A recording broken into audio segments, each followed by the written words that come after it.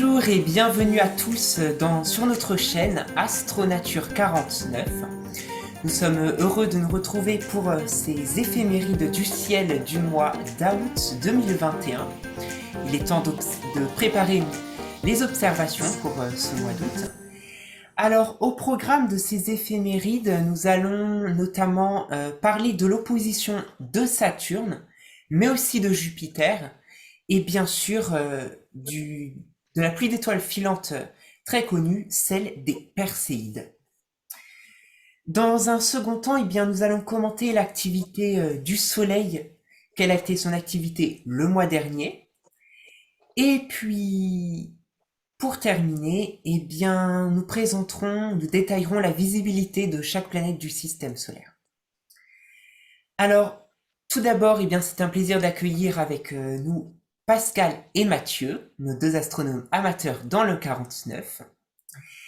Et pour commencer cette émission, nous allons tout de suite parler du 2 août, c'est l'opposition de Saturne. Alors Mathieu, que peux-tu nous dire de cette opposition? Est-ce que ça va être intéressant à observer? Toutes les oppositions planétaires sont forcément intéressantes à observer. Quand on parle d'opposition planétaire, je rappelle, c'est quelque chose qu'on commence à bien connaître maintenant. Il s'agit d'un alignement entre une planète, là en l'occurrence Saturne, la Terre et le Soleil. Donc, de fait, cet alignement provoque un rapprochement entre la planète en question et la Terre. Donc, c'est quelque part le moment où la planète est au plus proche par rapport à la Terre. Alors, pourquoi c'est intéressant également, concrètement? Parce que la planète va être observable toute la nuit. Alors, là, ce mois-ci, au mois d'août, que ce soit Saturne ou que ce soit Jupiter, puisque elle aussi, elle passe en opposition quasiment au même moment, un petit peu plus tard dans le mois, tout au long du mois d'août, vous allez pouvoir observer les deux planètes tout d'abord le soir, après le coucher du soleil, donc sur votre horizon sud-est. C'est le moment où les deux planètes vont se lever, quasiment en même temps. Et puis au fil de la nuit, elles vont monter au fur et à mesure des heures passantes dans le ciel, jusqu'à atteindre le méridien, donc le point le plus haut dans le ciel, en milieu de nuit. Et puis, petit à petit, en deuxième partie de nuit, elles vont retomber vers l'horizon et se coucher horizon sud-ouest en fin de nuit, juste avant le lever du soleil, ou en tout cas dans les environs. Donc, c'est vraiment le moment idéal, puisque vous avez absolument toute la nuit pour tenter d'observer les deux planètes. Alors, que vous soyez plutôt couche-tard ou lève-tôt, tout le monde pourrait être satisfait. Alors ensuite, qu'est-ce qu'il y a à observer de Saturne? Alors, il faut quand même dire une chose, c'est que Saturne, c'est la planète coup de cœur de nombreux astronomes amateurs. C'est peut-être aussi la planète qui suscite de nombreuses vocations dans le domaine de l'astronomie, parce qu'elle a une particularité de taille, ce sont ces anneaux. Et oui, ces jolis anneaux qui sont absolument spectaculaires à observer dans un télescope. Alors, qu'est-ce qu'il faut pour observer les anneaux de Saturne? Il faut au minimum une bonne lunette astronomique. J'ai envie de dire au minimum une lunette de 60-70 mm d'ouverture pour commencer à bien apprécier les anneaux de Saturne. Au-delà de ça, avec un télescope de 115 mm ou 130 mm d'ouverture, on va s'apercevoir d'une chose qui peut être étonnante au premier abord, c'est qu'en fait, il n'y a non pas un anneau, mais plusieurs. Et dans un petit télescope, vous allez vous rendre compte qu'il y a une sorte de fossé qui creuse un sillon à l'intérieur même des anneaux et qui du coup sépare ces anneaux au moins en deux grandes parties. Alors après, plus vous allez monter en ouverture de télescope et plus vous allez voir de division dans les anneaux. Le cap supérieur, on va dire, c'est la division de Encke, après la division de Cassini. Alors la division de Encke, c'est assez difficile à voir. Il faut quand même au minimum un bon 200 mm pour la voir, et encore avec une turbulence la plus stable possible, bien évidemment. Et puis ensuite, eh bien, si vous voulez voir les nombreux, et il y en a, hein, les nombreux sillons qui se forment dans les anneaux de Saturne, là, il va falloir aller sur des télescopes professionnels, voir les sondes spatiales. Malheureusement, il n'y en a plus en ce moment. Mais on se remémore, bien entendu, les belles images que Cassini nous a données avec des vues très rapprochées, non seulement de la planète, mais aussi de ses anneaux. C'est absolument spectaculaire. Alors, qu'est-ce qu'il y a d'autre à observer autour de Saturne? Eh bien, la planète elle-même. Alors, c'est vrai que prise isolément, la planète elle-même, sans ses anneaux, ne présente pas grand intérêt. Contrairement à Jupiter, où là, vous avez un maelstrom de couleurs, des bandes nuageuses, une grande tache rouge et des événements qui se produisent de façon aléatoire et qui nous surprennent chaque nuit davantage, eh bien, sur Saturne, c'est plutôt morne et plutôt triste. Il y a relativement peu de couleurs. Par contre, il y a un peu de contraste. On s'aperçoit très vite, notamment dans un petit télescope, 115-130 mm, que eh bien, l'équateur est relativement clair, vous avez une bande équatoriale relativement claire, alors que plus on se déplace vers les pôles, eh bien, plus on se rend compte que là, les nuages s'assombrissent pour devenir vraiment d'un brun foncé. Et enfin, eh bien, il y a le système de satellites de Saturne, avec le plus gros satellite de Saturne, qui est Titan. Alors, Titan est très particulière puisque c'est la seule lune, non seulement de Saturne, mais aussi du système solaire entier, à posséder une véritable atmosphère. Et cette atmosphère, eh bien, elle est tellement dense qu'elle est entourée d'épais nuages qui nous empêchent de voir sa surface, en fait. Une surface qui est là encore tout aussi particulière, puisque certes, bon, c'est une surface qui est très sablonneuse, on y trouve également beaucoup de glace d'eau, mais surtout, il y a des mers, des mers, des lacs et des étangs, des rivières, des coulées de liquide. Alors, à moins 180 degrés sur cette surface, eh bien, autant vous dire que ce liquide n'est bien évidemment pas de l'eau. Hein. Il s'agit du méthane et d'autres composés chimiques organiques qui sont, que l'on trouve à l'état gazeux ici sur Terre et en extrêmement faible quantité. Alors, de ce fait, cette atmosphère nous empêche de voir la surface, cette atmosphère est recouverte de nuages orangés, et donc, lorsque vous allez regarder Titan au télescope, bon, vous n'allez pas voir son disque ni sa surface, même avec un gros télescope. Par contre, vous allez très vite vous rendre compte de cette couleur orangée qui est très spécifique. Un petit peu comme Mars d'ailleurs. Et puis il y a d'autres satellites évidemment, Titan étant le plus lumineux, avec sa magnitude, je crois, avoisinant 8-9 de magnitude. Donc là, vous pouvez l'observer avec ne serait-ce qu'une petite lunette astronomique, bien évidemment. Et ensuite, vous avez d'autres lunes comme Thétis, Dionée, qui là commence à dépasser la magnitude 10. Donc on va se tourner vers des petits télescopes pour pouvoir bien les observer. Il y a également Rhea, le deuxième satellite le plus brillant de Saturne, avec sa magnitude 9. Et puis ensuite, eh bien, au fur et à mesure, vous avez des lunes encore plus petites et encore moins lumineuses qui vont demander davantage de matériel pour les observer. Voilà, je pense avoir à peu près fait le tour de ce qu'on peut observer sur Saturne.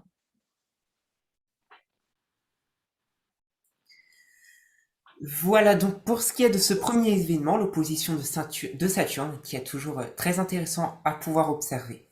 Cette belle planète Saturne avec ses anneaux. Maintenant, nous avons le 12 août, les Perséides. Alors, on va pouvoir se détendre ainsi sous la voûte étoilée en regardant passer les Perséides. Et donc, Pascal, eh bien, je vais te laisser en dire un peu plus sur cette pluie d'étoiles filantes de l'année. Voilà, alors effectivement, vous aimez les feux d'artifice, qui ne les apprécie pas, hein. D'ailleurs, cette année, dans le sud de la France, pour le 14 juillet, il n'y en a pas eu beaucoup à cause de la sécheresse. Eh bien, rassurez-vous, si vous les avez ratés, vous en avez des naturels. Et là, quel que soit le temps, non, excepté pardon, sur le nord, hein, sur la Manche, où effectivement la météo n'est pas très clémente. Sinon, partout ailleurs, eh bien, vous allez pouvoir observer eh bien, cet magnifique événement de l'année qui sont en fait les Perséides, hein, cet essaim météoritique. Alors, son pic, comme on l'a dit, c'est dans la nuit du 12 au 13. Mais il faut savoir que déjà, depuis le 17 juillet, on peut commencer à voir un petit peu des étoiles filantes de cet essaim. Et d'ailleurs, ça va continuer jusqu'au 24 août, à peu près. Alors, pourquoi c'est un spectacle intéressant? Eh bien, déjà, c'est par rapport à son taux horaire zénithal, hein. Donc, on rappelle un petit peu, c'est la quantité d'étoiles en fait par heure. Alors, selon les années, c'est très variable, hein. On sait que ça peut être de quelques dizaines, voire plusieurs centaines. Donc, en général, on dit autour de 150 météores par heure. Donc, ce qui est quand même pas mal du tout. Là, pour donc, cette année, ça ferait à peu près une étoile filante toutes les 2 minutes. Donc, vous voyez, c'est quand même très, très intéressant. Alors, quel est son radian? En fait, quelle est la provenance, hein, apparente de cet essaim? Eh bien, de la constellation de Persée, bien évidemment. On se souvient que dans la mythologie, eh bien, Persée, c'est le fils de Zeus et de Danaé. Alors, on repère cette constellation-là, la frontière entre Cassiopée, la girafe également. En fait, on va tout simplement observer au-dessus de l'horizon nord-est. Alors, c'est facile, hein. Vous allez repérer l'étoile polaire, c'est la plus facile, hein, à repérer puisque c'est celle qui va briller le plus, hein. Et puis bien, un petit peu au nord-est, hein, donc un petit peu au-dessus de l'horizon, c'est un petit peu là où effectivement sera son radian. La vitesse moyenne, c'est à peu près 58 km/s, donc ça passe relativement vite. Bon, ce qui est très bien parce que le spectacle va durer à peu près 3 bonnes heures. Ça sera le pic en fait, hein, le maximum de visibilité se terminera vers 2 heures du matin. Donc en commençant à 23h15, il faut se préparer un petit peu à l'avance, hein, pour habituer notre œil à la pénombre, hein, et ainsi apprécier beaucoup plus ces étoiles. Et bien voilà, le rendez-vous est fixé donc vers 23h. Alors la particularité de cet essaim, eh bien, c'est qu'elle est riche en bolides. En fait, hein, ce sont des grosses météores, en fait, hein, et elle est associée à chaque fois, bien sûr, à la comète de Swift-Tuttle, en fait, bien qui passe comme ça tous les 132 années, je crois. Alors, l'avantage de cette année des Perséides, eh bien, c'est que le pic interviendra 4 jours après la nouvelle lune. Ça veut dire que le ciel sera suffisamment noir, alors sauf, comme on l'a dit, hein, sur les côtes de la Manche, hein, effectivement, ou partout ailleurs, en tout cas, les conditions météorologiques vont être excellentes, en fait, hein, pour observer ce spectacle. Alors, en pratique, on retient, donc jeudi prochain, préparez-vous, c'est bientôt, à partir de 23h, jusqu'à 2h du matin pour la maximum de visibilité. Une étoile filante toutes les 2 minutes, donc ça va aller très vite. Petit conseil, habituez-vous pendant 20 minutes, une demi-heure à la pénombre. Vous les apprécierez d'autant plus. Et bien évidemment, fuyez la pollution lumineuse. Et puis, si vous êtes plusieurs à observer cette étoile, enfin, cet essaim météoritique, n'oubliez quand même pas vos masques. Et voilà, on vous souhaite une très bonne observation de ces Perséides. Et voilà, et il n'y aura plus qu'à installer les transats et pouvoir s'installer tranquillement sous ce beau ciel étoilé. Ensuite, le 19 août, on aura Mercure et Mars qui vont se frôler au coucher du Soleil. Alors, Mathieu, que peux-tu nous dire sur cet événement? Alors, sur la fiche technique, l'événement apparaît comme étant très alléchant, 0,1 degré d'écart apparent dans le ciel. Donc, c'est quand même un événement qui va être assez spectaculaire. Entre deux planètes très populaires, malheureusement, eh bien, les conditions ne sont pas aussi idéales dans la pratique que dans la théorie. En effet, puisque on l'a dit hein, lorsqu'on a cité l'événement, eh bien, ça va se passer au coucher du soleil. Où est le problème? Eh bien, c'est qu'en fait, les deux planètes vont être très basses sur l'horizon ouest au moment du coucher du soleil. Ce qui signifie que, en attendant que le soleil s'enfonce profondément sous l'horizon et donc que la nuit survienne, eh bien, les deux planètes aussi vont tomber vers l'horizon et se coucher bien avant que la nuit ne tombe véritablement. Donc, il faudra absolument observer ces deux planètes-là pendant les lueurs du crépuscule. Alors, c'est dommage parce que, eh bien, l'une comme l'autre ne sont pas très brillantes. Mercure dépasse péniblement le seuil de la magnitude 0, alors que Mars, elle, reste dans les magnitudes négatives. Voilà, elle est même 6 fois moins brillante que Mercure. Donc, en réalité, l'observation va être idéalisée vers, on va dire, 21h30, histoire de bien coupler l'avantage de la hauteur sur l'horizon et en même temps de contrer les lueurs du crépuscule. Alors, ce que je vous conseille, moi personnellement, ça serait d'utiliser une paire de jumelles pour tenter d'observer les deux astres, parce qu'à l'œil nu, ça me paraît un peu compliqué. Alors, si vous avez un télescope ou une lunette astronomique, n'hésitez pas à pointer les deux astres avec.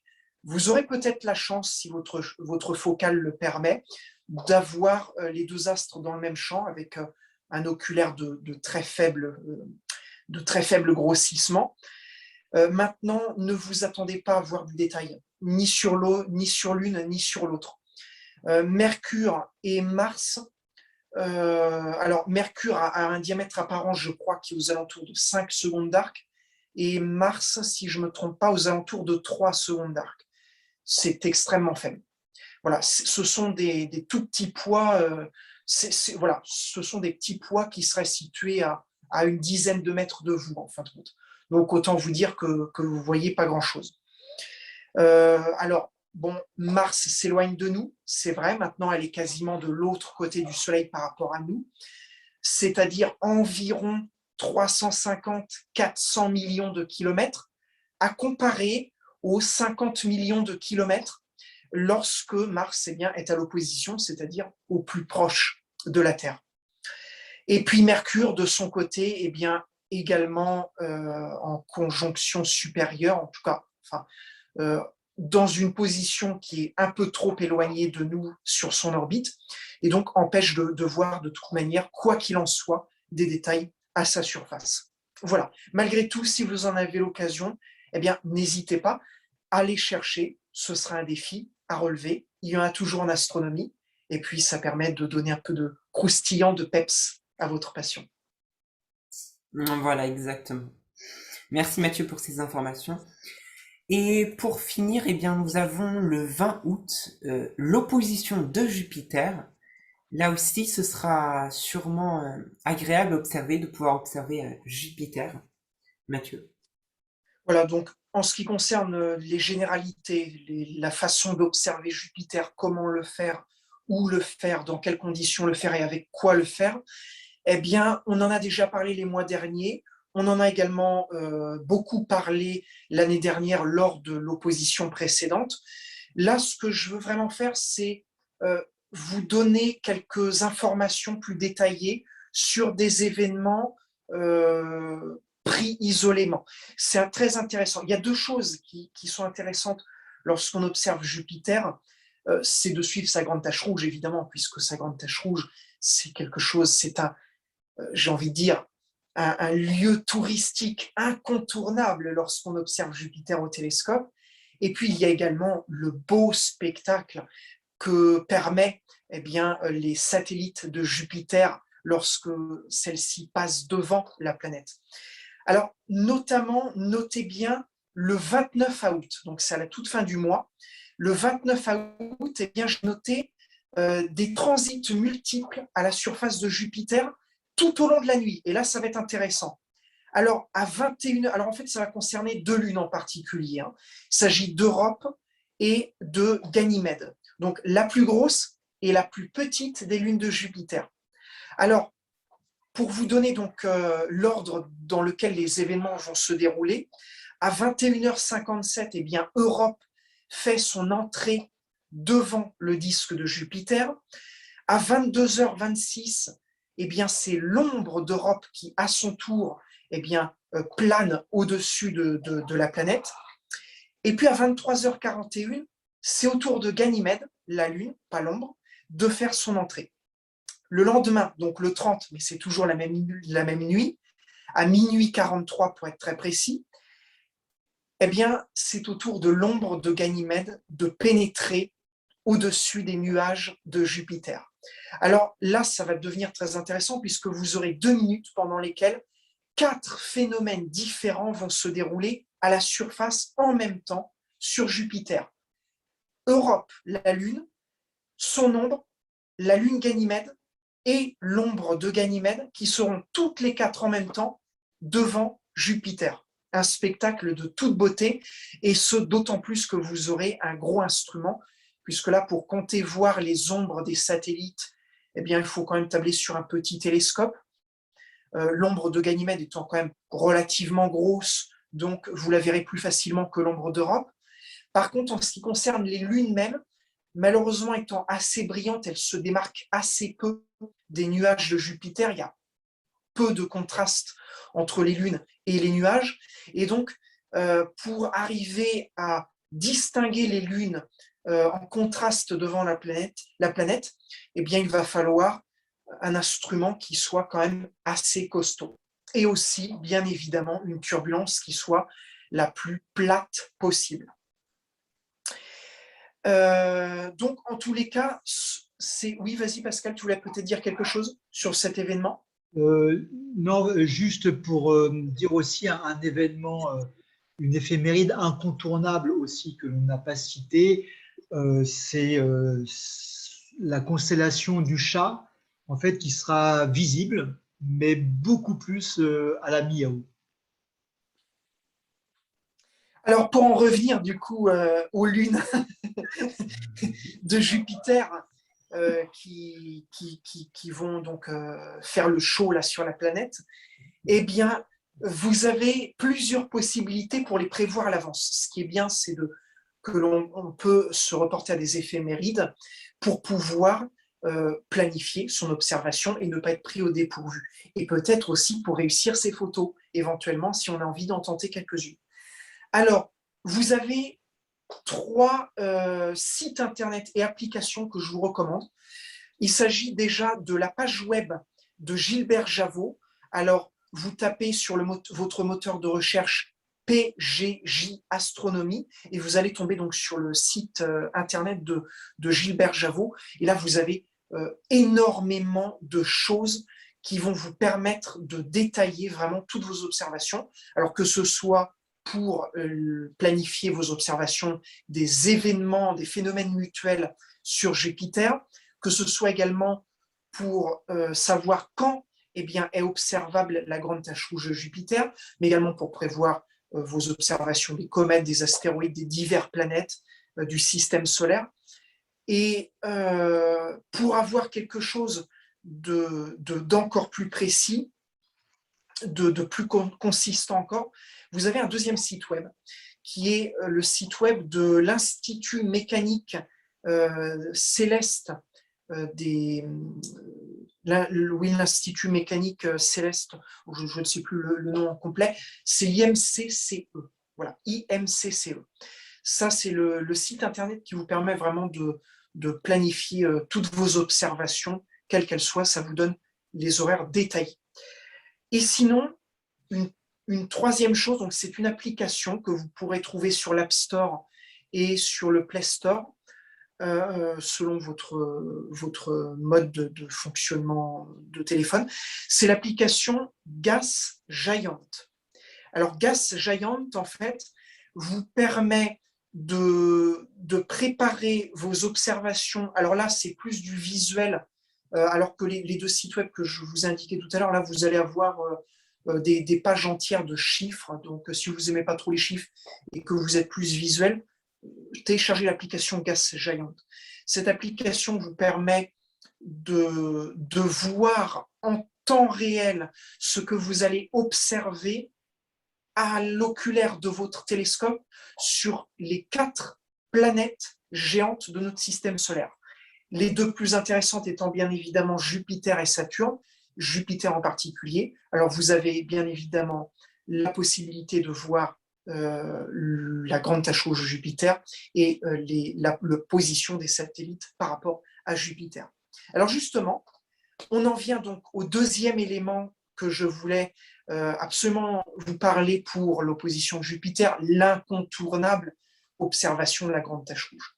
Alors, la grande tache rouge de Jupiter, alors on va passer sur la façon d'observer la grande tache rouge, on a déjà beaucoup évoqué le sujet, mais je voulais vous donner des dates précises qui vous permettront de pouvoir voir la grande tache rouge pendant la nuit. Alors le 16, eh bien, la grande tache rouge passera au méridien, donc c'est-à-dire au centre du disque de Jupiter, à minuit 03, le 16 août.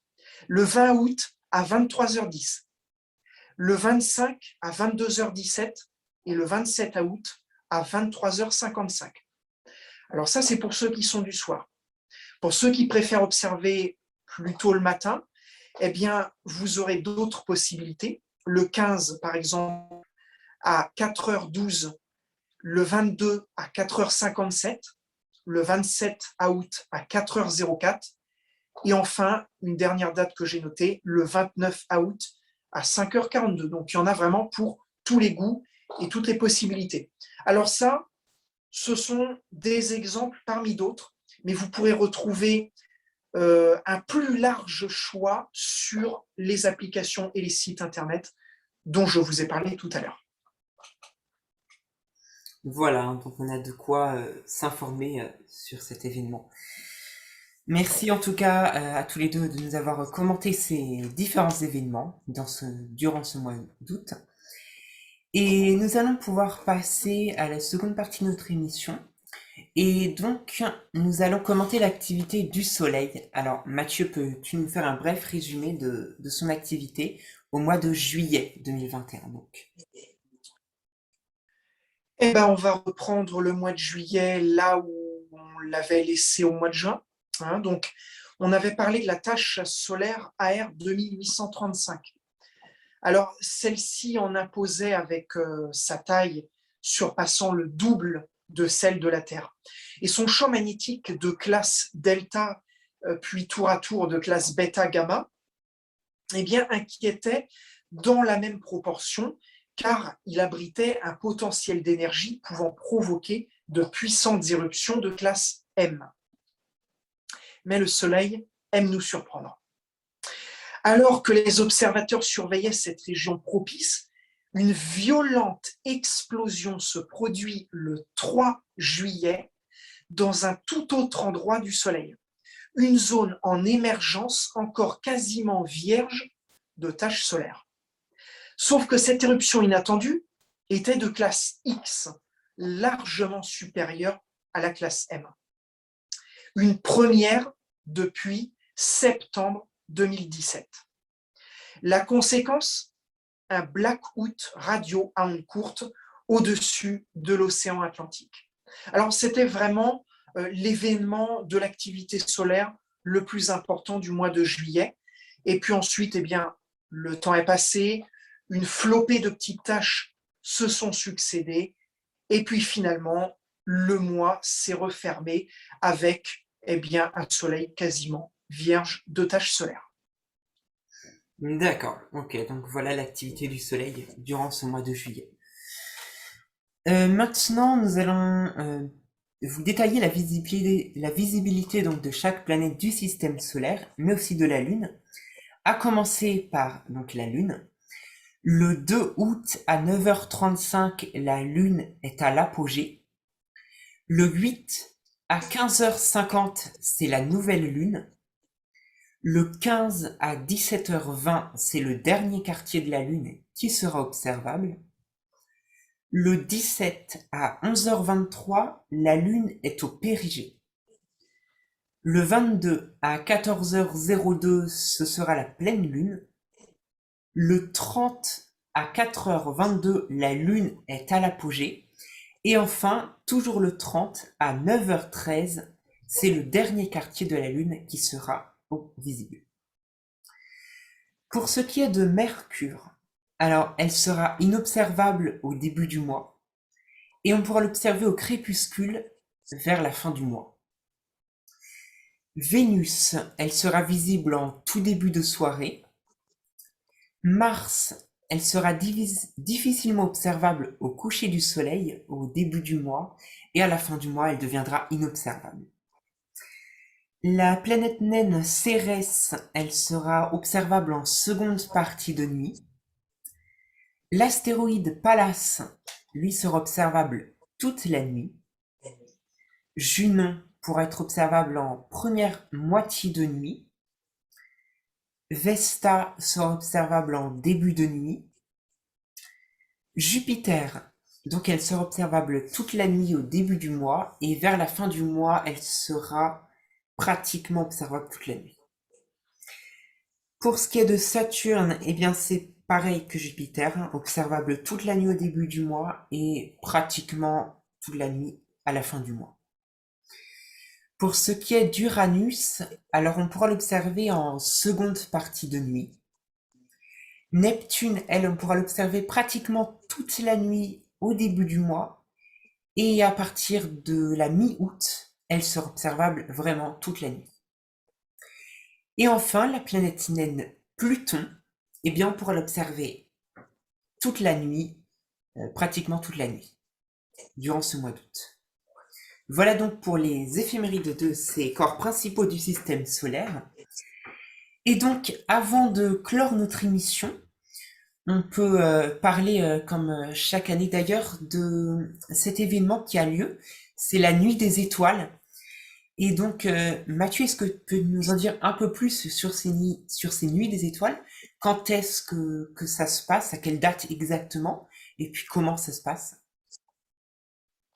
Oui, alors cette année, eh bien, c'est une année particulière pour les Nuits des étoiles puisque c'est le 30e anniversaire de l'édition des Nuits des étoiles. C'est-à-dire que eh bien, ce sera la 31e édition cette année des Nuits des étoiles. Alors, dans un contexte très particulier, on en reparlera tout à l'heure, notamment en ce qui concerne la façon dont vont se dérouler ces événements. Alors, pour revenir sur la question que tu posais tout à l'heure, donc à quelle date auront lieu ces manifestations? Eh bien, elles ont lieu entre les 6 et 8 août 2021. Alors, bon, c'est sur trois jours, mais vous avez des possibilités d'événements qui peuvent se dérouler un peu tout au long du mois d'août, hein, quasiment. Ça dépend des lieux des lieux auprès de chez vous sur lesquels vous êtes. Alors, de quoi s'agit-il en fait? Eh bien, il s'agit de clubs d'astronomie qui sont présents un peu partout sur le territoire français et outre-mer, qui organisent des observations publiques. Alors, cette année, le thème qui a été choisi, c'est un thème qui est très approprié faute au Covid, mais en même temps, on en revient aux bases puisque c'est un thème qui était le thème favori des toutes premières éditions des Nuits des étoiles. Il s'agit de l'observation des étoiles filantes Perséides, qui, comme par hasard, eh bien, tombent à peu près au même moment dans le calendrier que les éditions des Nuits des étoiles.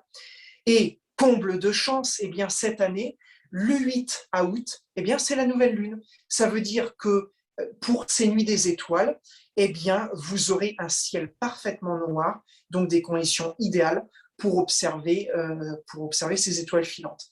Encore faut-il évidemment que la météo soit de votre côté, bien évidemment.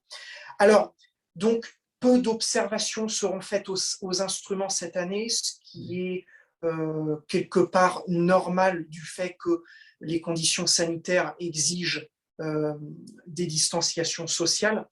Alors, quoi qu'il en soit, des observations aux instruments auront sans doute lieu dans les événements auxquels vous participerez sans doute. Sachez toutefois que si observation il y a, eh bien avant chacune d'entre elles, les instruments seront parfaitement nettoyés et désinfectés, notamment en ce qui concerne les oculaires, là où évidemment on regarde pour observer dans les télescopes. Voilà, donc ce que je pouvais dire sur ces nuits des étoiles. Alors, il y a plusieurs centaines de manifestations qui ont lieu un peu partout en France. Autant vous dire qu'il y en a certainement une, au moins une, qui est proche de chez vous, à quelques dizaines de kilomètres de chez vous au maximum, certainement. Donc, pour le savoir, eh bien, il vous suffit de regarder la carte des manifestations des Nuits des Étoiles sur le site de l'Association française d'astronomie, qui est l'organisme qui parraine notamment le magazine Ciel et Espace. Donc, vous pourrez également retrouver cette carte via le site web de Ciel et Espace. D'accord, donc voilà, pour ces nuits des étoiles du mois d'août. Merci donc à tous de nous avoir suivis une nouvelle fois pour cette émission des éphémérides du mois d'août. Nous vous encourageons donc à commenter cette vidéo, à lâcher aussi un pouce j'aime. Ça nous permettra ainsi de savoir ce que vous en avez pensé. Donc on se donne rendez-vous pour le mois prochain pour de nouveaux éphémérides. Et en attendant, eh bien, restez à l'écoute, n'hésitez pas à fouiller notre chaîne et ainsi en apprendre plus sur l'astronomie. En tout cas, on vous souhaite un bon mois d'août et on vous souhaite un bon ciel à tous.